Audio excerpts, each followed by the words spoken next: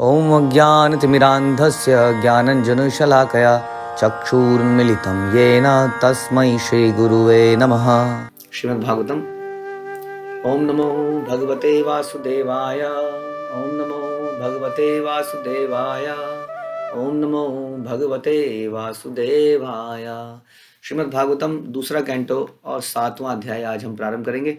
इसका शीर्षक है विशिष्ट कार्यों के लिए निर्दिष्ट अवतार। तो भगवान के अलग अलग अवतार अलग अलग समय पर आए, कुछ स्पेसिफिक कार्य उन्होंने करे, उसको ब्रह्मा जी नारद मुनि को यहाँ पर बता रहे हैं। श्लोक संख्या 1। ब्रह्मोवाच यत्र उद्यत श्रीतल उद्धरणाय विभ्रत कौड़ीम तनुम सकल यज्ञमयीम अंततः अंतर्महा अर्णवे उपागतम आदिदैत्यम तम दृष्टया आद्रिम इव व्रजनधरा ददारा। ब्रह्मा जी ने कहा, जब अनंत शक्तिशाली भगवान ने लीला के रूप में ब्रह्मांड के गर्भोदक सागर नामक महासागर में डूबी हुई पृथ्वी को ऊपर उठाने के लिए वराह का रूप धारण किया, तो सबसे पहले एक असुर हिरण्याक्ष प्रकट हुआ। भगवान ने उसे अपने अगले दांत से विदीर्ण कर दिया। तो यहाँ पर ब्रह्मा जी एक एक अवतार के बारे में बता रहे हैं और यहाँ वराह अवतार के बारे में बता रहे हैं। तो वराह अवतार के समय आप जानते हैं कि हिरण्याक्ष नामक असुर ने पृथ्वी के बैलेंस को खराब किया और वो गर्भ सागर में डूब गई, ऐसा बताते हैं। और वहाँ से वराह देव ने उनको अपने नथुने के ऊपर पृथ्वी को नीचे से उठा के प्रकट किया। हम लोग इस लीला को बड़ा डिटेल में सुनते हैं, श्रीमद् भागवतम में ही इस लीला को हम आगे सुनेंगे। किस प्रकार भगवान ने हिरण्याक्ष को समाप्त किया और वो ब्रह्मा जी के नथुने से नाक से निकले एक छोटे से जीव के रूप में। ब्रह्मा जी को समझ नहीं आया क्या है, ये कौन है, मेरी नाक से क्या निकला। और देखते देखते वो इतना विशाल रूप उन्होंने धारण कर लिया और बहुत ही सुंदर लग रहे थे। ऑल्दो वो शूकर रूप थे, सुअर का रूप था, लेकिन सांसारिक सुअर जैसे नहीं थे, बहुत ही सुंदर उनका बताते हैं सुनहरे बाल थे। और इस प्रकार से उन्होंने हिरण्याक्ष को ललकारा, पृथ्वी को फिर से अपनी स्थिति में पहुंचाया और उसका वध किया। तो हम देखते हैं, प्रभुपाद भी हमें बताते हैं कि कैसे जो भोगी व्यक्ति हैं वो पृथ्वी के बैलेंस को खराब करते हैं। प्रभुपाद अक्सर बताते थे कि पृथ्वी के अंदर सारे भूमंडल जितने भी ये ग्रह हैं, ये भगवान के एक साइंटिफिक है ना, एवरीथिंग इज साइंस। एक्चुअली में साइंस किसने बनाई? भगवान ने ही साइंस बनाई। तो भगवान ने कुछ ऐसा बैलेंस क्रिएट कर रखा है कि ये तैरते रहते हैं इस ब्रह्मांड में भगवान की शक्ति से। तो प्रभुपाद कहते थे जो हम लोग माइनिंग कर रहे हैं या हम लोग जो ऑयल निकाले जा रहे हैं पृथ्वी के तलों से, उससे डेफिनेटली ये बैलेंस खराब हो रहा है, जो कि एक बार हिरण्याक्ष ने करा था। तो ये बहुत ही खतरनाक बात है। प्रभुपाद इसको टोकते थे, आगे जाके हो सकता है इस सच्चाई को सामना में एक दिन करना पड़े। लेकिन एनीवे, कहने का मतलब है कि हम लोग इस पृथ्वी को देखते हैं और इस पृथ्वी को अपना बनाने का प्रयास करते हैं, ज़्यादा से ज़्यादा जमीन हथियाने का प्रयास करते हैं, ज़्यादा से ज़्यादा धन एकत्रित करने का प्रयास करते हैं, हिरण्याक्ष और हिरण्यकश्यपु की तरह।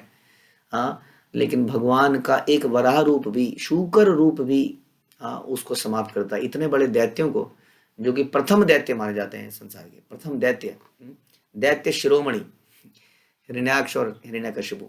तो ये लीला हम सुनेंगे श्रीमद् भागवतम में। तो वराह रूप के बारे में ब्रह्मा जी बताते हैं और आगे बताते हैं, जात रुचे अजनयत सुयमान सुयज्ञ आकूति सुनु अमरान अत दक्षिणायाम लोकात्रयस्य महतीम अहरत यत आरतिम स्वाम्भुवेन मनुना हरिरित्यनुक्ता।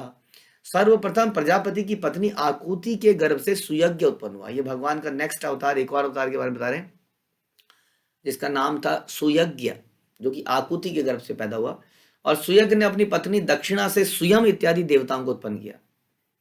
सुयज्ञ ने इंद्रदेव के रूप में, यानी कि इंद्र कौन बने? सुयज्ञ। जैसा हम अक्सर बताते हैं कि इंद्र किसी का नाम नहीं है, इंद्र एक पोजीशन है जो अलग अलग लोगों द्वारा हासिल की जाती है। तो यहाँ पर सुयज्ञ यानी कि स्वयं भगवान इंद्र बने उस वक्त, और उन्होंने तीनों लोगों के महान कलेशों को समाप्त कर दिया। एक कुशल राजा यदि वो कृष्ण भावनामृत हो, एक कुशल लीडर यदि कृष्ण भावनामृत हो, तो सारी प्रजा सुखी हो जाती है, जैसे कि युधिष्ठिर महाराज के केस में भी हुआ। तो यहाँ पर ये इंद्र स्वयं भगवान ही बन गए थे, तो तीनों लोकों के कलेश कम हो गए। फलतः मानव मात्र के परम पिता स्वयंभू मनु ने उसे हरि नाम से पुकारा। तो हरि जो हम बोलते हैं अक्सर, वैसे भगवान का नाम भी है, लेकिन हरि हरि के रूप में भी आए थे, सुयज्ञ के रूप में। तो इस प्रकार इससे भी हमें ये शिक्षा मिलती है कैसे यदि हम कृष्ण भावना मृत करें तो सारे कलेश समाप्त हो सकते हैं संसार के। जो झगड़े हैं, चोरियां, चकारियां, डकैतियां, आपस में एनवियसनेस, सब समाप्त हो सकता है यदि सब लोग भगवान के भक्त बन जाए। हाँ, तो ये था सुयज्ञ भगवान का अवतार। अगला अवतार क्या है? यज्ञे च कर्दमा गृहे द्विज देहुति याम त्रिभी समम नवभी आत्मगतिम स्वमात्रे ऊचे ययात्म शमलम गुणसंग पंक मस्मिन विधूय कपिलस्य गतिम प्रपेदे। अब अगला अवतार है जिसका नाम है भगवान कपिल। तो कपिल मुनि के बारे में, कपिल और भी आए हैं, प्रभुपाद अक्सर इसको क्लैरिफाई करते हैं कि कपिल एक निर्विशेषवादी मायावादी फिलोसोफर का भी नाम है, लेकिन ये कपिल कपिल भगवान है। और ये कर्दम मुनि के पुत्र के रूप में पैदा हुए। कर्दम मुनि महान भक्त थे, ब्रह्मा जी के पुत्र थे, प्रजापति थे। इन्होंने प्रजा बढ़ाने का काम किया। इन्होंने 9 संतानें उत्पन्न करी माता देवहूति से, कर्दम मुनि ने, जिन्होंने ब्रह्मा जी के 9 ऋषियों से विवाह किया, प्रजापतियों से विवाह किया, और उन्होंने आगे संतानें बढ़ाई। और 9 पुत्रियों के बाद कपिल मुनि के रूप में भगवान स्वयं माता देवहूति के गर्भ से प्रकट हुए, और उन्होंने अपनी माँ को सांख्य दर्शन बताया, जो कि हम आगे श्रीमद् भागवतम में बहुत बहुत बहुत डिटेल में सुनेंगे। वो ज्ञान बहुत ही विस्तृत है, कैसे भगवान की भक्ति किसको कहते हैं, डिवोशनल सर्विस, और बहुत सारी प्रकृति की रचना, प्रकृति के अंदर कितने तत्व हैं, बहुत सारी डिटेलिंग उन्होंने उसके अंदर करी है। तो वो कपिल रूप में अवतरित हुए। प्रजापति ब्राह्मण कर्दम तथा उनकी पत्नी देवहूति के रूप में अन्य 9 स्त्रियों बहनों के साथ उन्होंने जन्म लिया। उन्होंने अपनी माता को आत्म साक्षात्कार के विषय में शिक्षा दी, जिससे वे उसी जीवन काल में संसारिक गुण रूपी कीचड़ में विमल हो गई और मुक्ति प्राप्त की, जो कपिल का मार्ग है।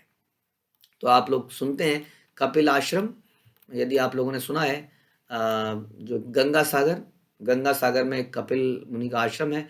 आप जानते हैं किस प्रकार से जो गंगा जी संसार में आई, उसमें भी कपिल मुनि का एक रोल है, जो कि हम कभी सुनेंगे श्रीमद् भागवतम में, किस प्रकार गंगा जी संसार में आई कपिल मुनि के आश्रम में। तो वो एक लंबी कथा है, लेकिन कपिल मुनि भगवान के एक अवतार हैं। आगे अगले अवतार कौन है? अत्रे अपत्यम अभिकांक्षतः आहा तुष्टा दत्ता महामिति यद भगवान स दत्ता यत्पाद पंकज पराग पवित्र देहा योगिर्धाम पुरुभयिम यदुहेय याद्या। अत्रि मुनि ने भगवान से संतान के लिए प्रार्थना करी, और उन्होंने प्रसन्न होकर स्वयं ही अत्रि के पुत्र दत्तात्रेय के रूप में अवतार ग्रहण करने का वचन दिया। प्रभुपाद बताते हैं कि भगवान के जो भक्त हैं वो हमेशा भगवान को सर्व करना चाहते हैं। ऐसा देखा जाता है कि पिता बच्चे की ज़्यादा सेवा करता है, और बच्चा पिता की कम सेवा करता है। तो क्यों? इसलिए जो भगवान के शुद्ध भक्त हैं वो भगवान को पुत्र रूप में चाहते हैं, ना कि पिता रूप में।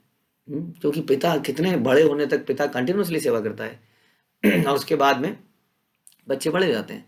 तो इसलिए भगवान के भक्त हैं, जैसे हम सुनते हैं यशोदा माँ, नंद बाबा, किस प्रकार से भगवान उनके पुत्र के रूप में हुए और उन्होंने कितनी सेवा करी भगवान की।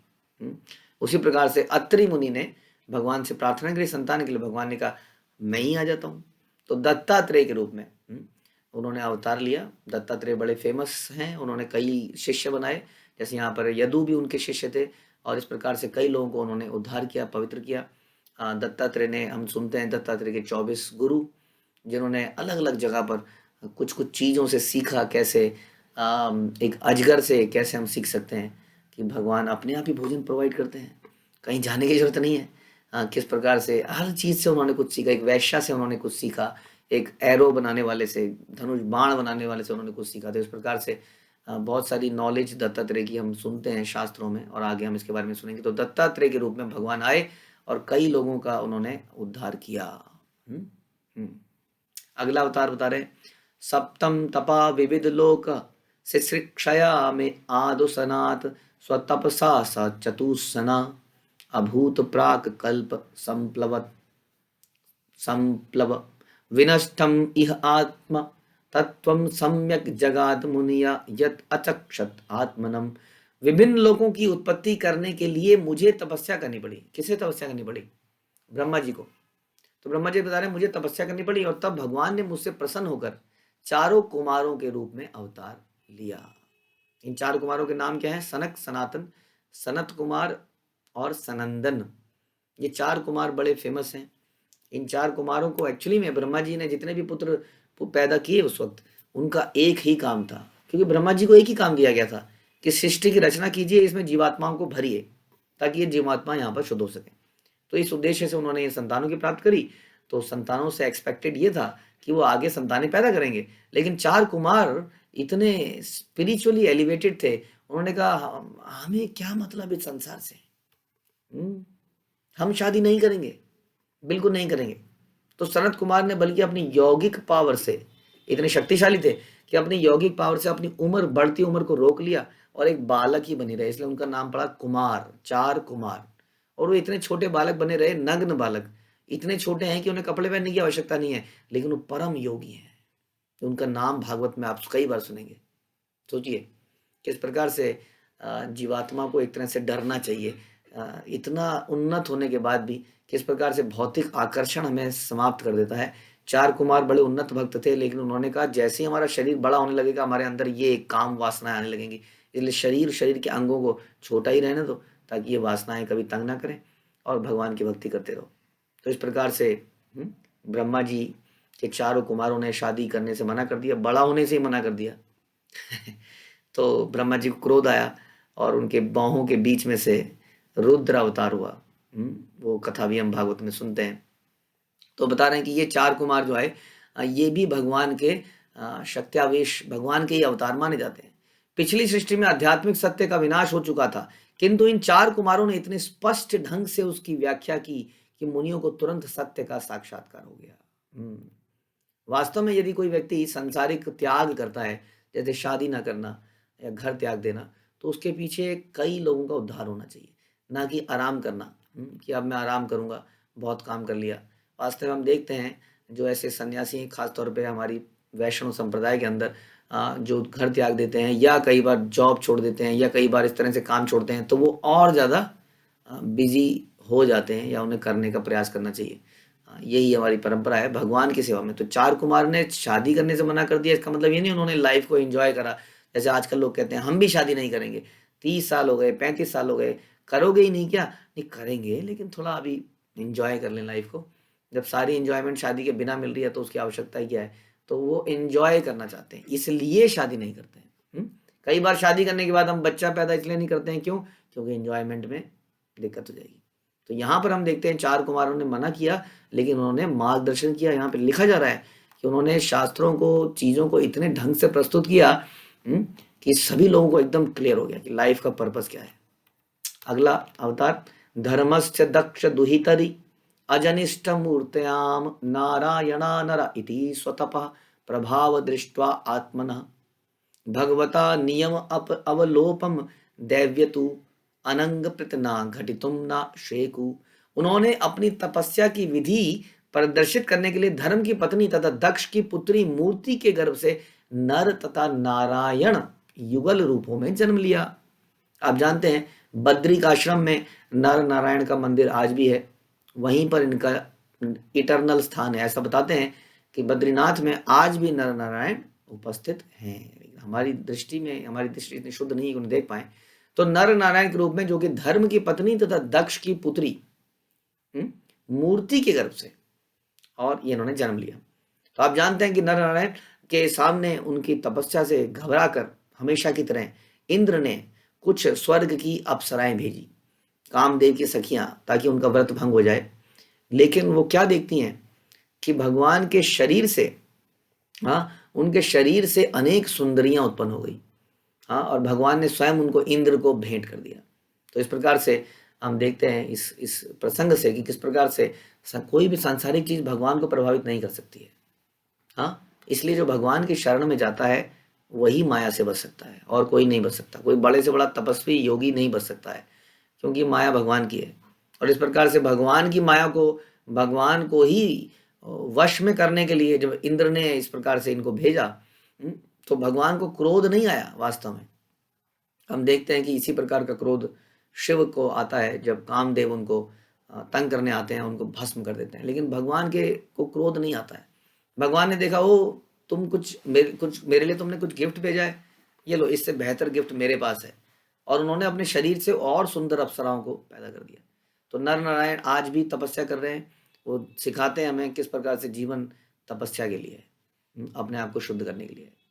उसके बाद अगला अवतार होता है कामम दहंति कृतिनो ननु रोष दृष्टया रोषम दहंत सुत मुत तेन दहंत्य संयम सोयम द यदंत मलम प्रविशन विभेति कामः कथम तु कामः कथम नु पुरुषस्य मनाश्रयेता। शिव जैसे महापुरुष, अब वही वही डिस्कशन आ रहा है जो अभी अभी हमने डिस्कस किया कि शिव जैसे महापुरुष अपनी रोषपूर्ण चितवन से वासना को जीत लेते हैं ना। शिव जी को काम तंग नहीं कर पाता है अक्सर, हालांकि जब भगवान चाहते हैं तो वो मोहिनी रूप में उनको वश में कर लेते हैं, लेकिन अदरवाइज शिव जैसे महापुरुष वो वासना को जीत कर उसे दंडित तो कर सकते हैं, किंतु वे स्वयं अपने क्रोध के अत्याधिक प्रभाव से मुक्त नहीं हो सकते। जैसे हमने सुना कि क्रोध में उन्होंने कामदेव को भस्म ही कर दिया। ऐसा क्रोध कभी भी उनके यानी कि भगवान के हृदय में प्रवेश नहीं कर पाता, क्योंकि वे इससे ऊपर हैं। तो फिर भला उनके मन में वासना को आश्रय कैसे प्राप्त हो सकता है। तो नर नारायण के बारे में बता रहे हैं, अभी कंटिन्यू कर रहे हैं कि कैसे भगवान के हृदय में ऐसा हो सकता है। क्योंकि भगवान के हृदय में कभी भी, क्योंकि माया भगवान की शक्ति है, वो सभी को मोहित करते हैं, लेकिन वो खुद उससे मोहित नहीं हो जाते। भगवान के, आपको याद होगा वो प्रसंग जब भगवान की छाती पे भृगु मुनि एक लात मार देते हैं, हाँ, और भगवान क्या बोलते हैं कि हे ब्राह्मण, मेरी छाती जो है कठोर है, आपका पैर, आप ब्राह्मण हैं, आप कोमल है, तो उनके पैर दबाने लगते हैं कि जरूर मेरी छाती पे मार के आपके पैर पे चोट लगी होगी। तो ये एग्जाम्पल दे रहे हैं कि भगवान को क्रोध, वासना, कोई भी चीज कभी तंग नहीं कर सकती। अगला, विद्ध सपन सपंति सपत्नी उदित पत्रिभि अंतिराज्ञो बालः अपि सन उपगत तपसेवनानि तस्मा अदाद ध्रुवगतिम गृणते प्रसन्नो दिव्यास्तुवंति मुनयो यदु पर्यधस्तात। राजा की उपस्थिति में सौतेली माँ के कटु वचनों से अपमानित होकर राजकुमार ध्रुव बालक होते हुए भी वन में कठिन तपस्या करने लगे, और भगवान ने उनकी प्रार्थना से प्रसन्न होकर उन्हें ध्रुव लोक प्रदान किया, जिसकी पूजा ऊपर तथा नीचे के लोक में सभी मुनि करते हैं। ये कथा आपको मालूम है, ये भी भागवतम में आगे हम डिटेल में सुनेंगे किस प्रकार ध्रुव महाराज एक छोटे से बालक थे और पिताजी ने उन्हें गोद में नहीं बिठाया क्योंकि वो सौतेली माँ से घबराए हुए थे। हाँ, और बाद में ध्रुव महाराज ने कठोर तपस्या करी और भगवान ने उन्हें साक्षात दर्शन दिए। उसकी बात कर रहे हैं। यत वेनम उत्पथागतम द्विजवाक्य व्रज निष्पलुष्ट पौरुष भगम निरये पतंतम त्रात्वा आर्थित जगति पुत्रपुदम चले भे दुग्धा वसूनि वसुधा सकलानि ये न। महाराज वेन कुमार्गामी हो गया, गलत रास्ते में चला गया, अतः ब्राह्मणों ने श्राप देके उसको मार दिया और मंत्रों की शक्ति से उसे मार दिया। ब्राह्मण जो शस्त्रों से मारते नहीं है। इस प्रकार राजा वेन अपने सत्कर्मों तथा ऐश्वर्यों से के सहित भस्म हो गया और नरक के रास्ते पर जाने लगा। किंतु भगवान ने अपनी अहेतु की कृपा से उसके पुत्र पृथु के रूप में जन्म लेकर शपित राजा वेन को नरक से उबारा और पृथ्वी का दोहन करके उससे सभी प्रकार की उपजें प्राप्त करी। तो एक और अवतार पृथु के रूप में ना। तो पृथु कहां से निकले? राजा वेन का मृत शरीर को क्या कहते हैं, उसको चर्न किया गया, ब्राह्मणों ने उसको चर्न किया, उसको मोड़ा या जो भी मंत्रों के माध्यम से, उसमें से पृथु महाराज निकले जो भगवान के अवतार थे। और ये पृथु महाराज ने पूरी पृथ्वी को ठीक कर दिया और सिटीज बनाई, चारों तरफ पहाड़ पहाड़ पहाड़, पहाड़ को प्लेन किया, सिटीज बनाई, कुछ जगह पेड़ ज्यादा थे तो वहाँ पेड़ हटाए और इस प्रकार से पूरा सिटीज डेवलप करी राजा पृथु ने। हाँ, और राजा पृथु ने किस अपने इस वेन को, क्योंकि कहते हैं कि हमारे जीवन में यदि किसी के परिवार में कोई भक्त हो जाता है तो उसके पूर्वजों का भी उद्धार हो जाता है, उसके सारे पाप समाप्त हो जाते हैं और उन्हें भक्ति का चांस दिया जाता है।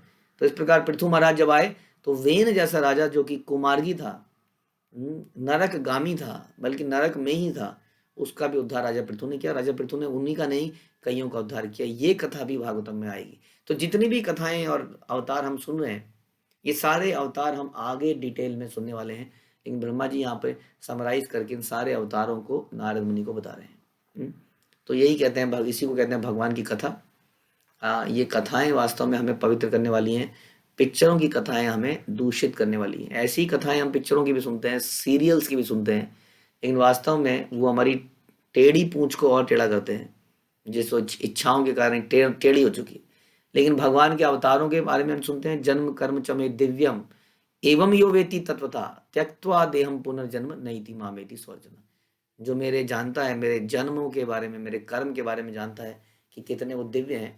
तो यदि हमें अभी इंटरेस्ट इन चीज़ों में नहीं आता है, तो धीरे धीरे ध्यान से सुन के, ये हमारे पिताजी के बारे में बात हो रही है, ध्यान से सुनेंगे तो इसमें आनंद आएगा कि हाउ वंडरफुल कृष्णा इज।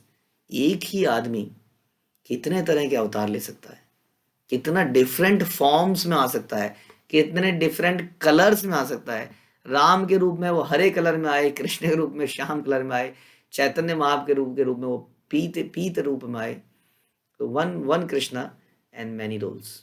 हरे कृष्णा। श्री प्रभुपाद की जय। ग्रंथराज श्रीमद् भागवतम की जय।